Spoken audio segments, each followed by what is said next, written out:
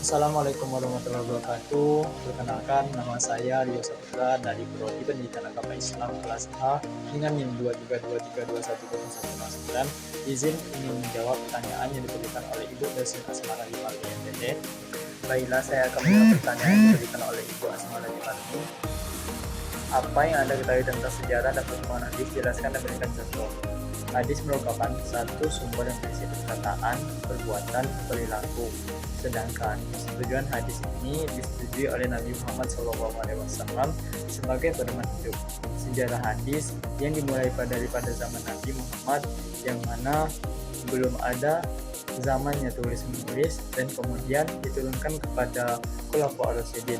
Mereka inilah yang menyebar luas hadis, dan kemudian hadis mulai dibukukan dari abad 8 hingga 9 Masehi. Perkembangan hadis juga mulai dari kualitas sanad itu sendiri, yang mana menjadi 3 kategori, yaitu hadis sahih, hadis dhaif, dan hadis hasan. Ada yang sama dan hampir tidak memenuhi kriteria. Contoh hadis tabassam fi wajhika sadaqah. Tersenyum, yang artinya tersenyum di hadapan saudaramu, adalah sedekah. Hadis riwayat Tirmidzi dan Ibnu Majah. Bila pertanyaan kedua yang akan saya jawab, apa yang Anda ketahui tentang teori studi sanad hadis? Jelaskan dan berikan contoh. Sanad adalah merupakan peran penting dalam ilmu hadis yang bertujuan untuk verifikasi dan menilai keaslian hadis. Sanad juga merupakan rantai hadis Nabi Muhammad hingga penelitian akhir. Matan adalah isi teks atau hadis yang disampaikan dua aspek dalam penilaian sanad, keaslian dan ketelitian. Rantai periwayatan harus bersambung tanpa ada celah atau perawi yang tidak dikenal. Hadis yang memiliki penyimpangan yang kuat atau cacat tersembunyi tidak termasuk kriteria sanad yang sahih.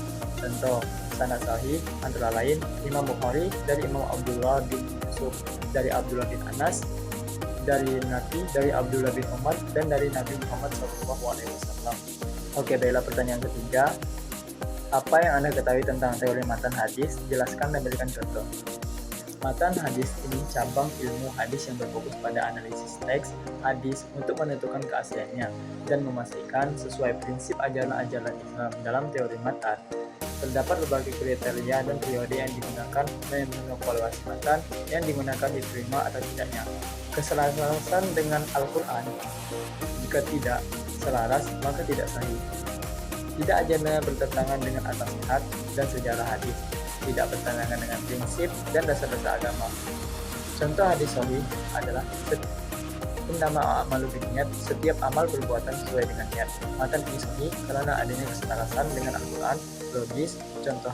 Contoh hadis dhaif antara lain, barang siapa yang membaca surah Al-Ikhlas maka dia mendapatkan pahala seperti membaca surah Al-Quran.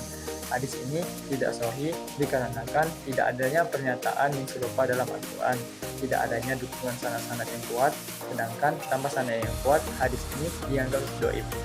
Mungkin cukup sekian yang dapat saya sampaikan. Lebih dan kurang saya mohon maaf. Pada Allah saya mohon ampun. Wabillahi taufiq wal hidayah. Wassalamualaikum warahmatullahi wabarakatuh.